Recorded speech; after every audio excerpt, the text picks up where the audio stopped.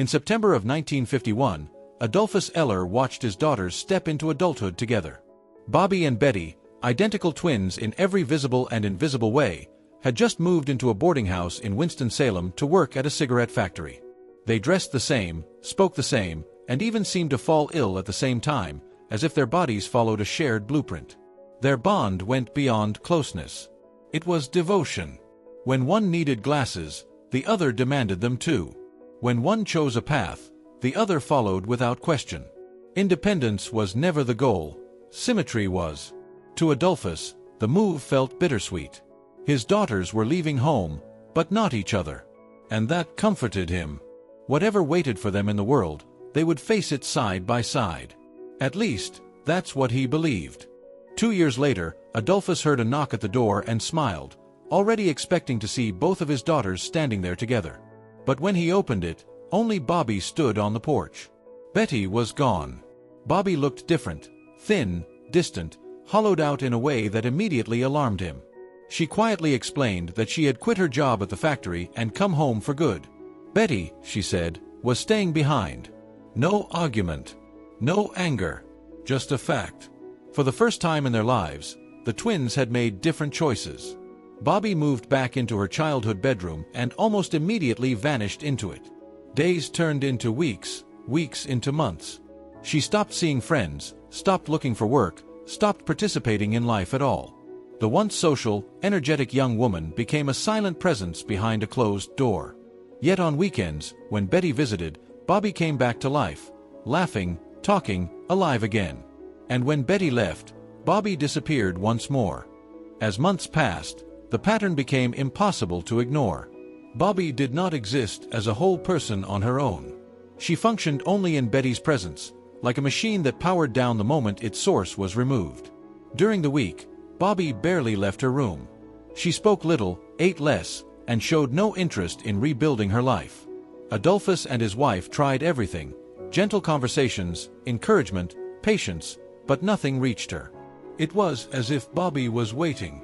Not for a job. Not for hope. Just for her sister. Then, on Fridays, Betty would arrive.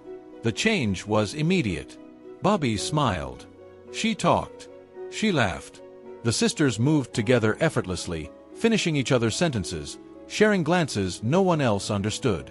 For a brief window, everything felt normal again. But Sunday always came.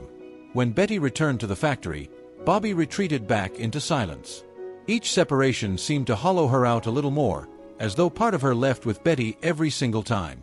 Something was clearly breaking. One Friday, without warning, Betty came home with her bags and announced she had quit the factory. She was staying for good. Adolphus felt relief more than surprise. Surely this would fix everything. The twins would fall back into their old rhythm, regain their health, and move forward together, like they always had. At first, it seemed he was right. Bobby and Betty reunited seamlessly, but something about it felt wrong. Their bond wasn't restored, it intensified. They withdrew from the rest of the world entirely, shutting themselves inside Bobby's bedroom day and night. They slept in the same bed, moved in perfect sync, and refused to be apart for even a moment. If one stood, the other stood. If one walked, the other followed, shoulders touching. They no longer spoke as individuals, only as a unit. Instead of becoming healthy again, the twins became sealed off from reality itself. Two bodies, but one will. And they were disappearing together.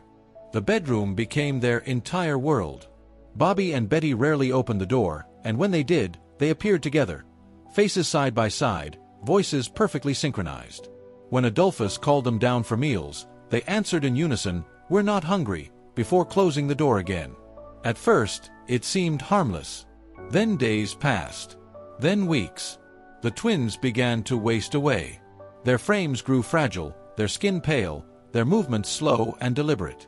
No amount of pleading worked. Food was left outside their door untouched.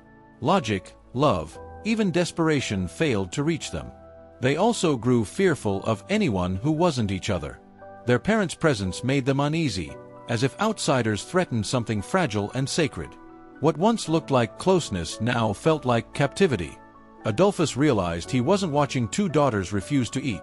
He was watching them quietly detach from life itself, sustained only by the other's presence. And that presence was becoming dangerously absolute. Terrified by how quickly his daughters were deteriorating, Adolphus finally took them to see a psychiatrist. After several evaluations, the doctor reached a conclusion. Both Bobby and Betty were suffering from schizophrenia. Their refusal to eat, their paranoia, and their extreme attachment to one another, he explained, were symptoms of a serious mental illness. Medication was prescribed, and their parents made sure the twins took it every day without fail. But nothing changed.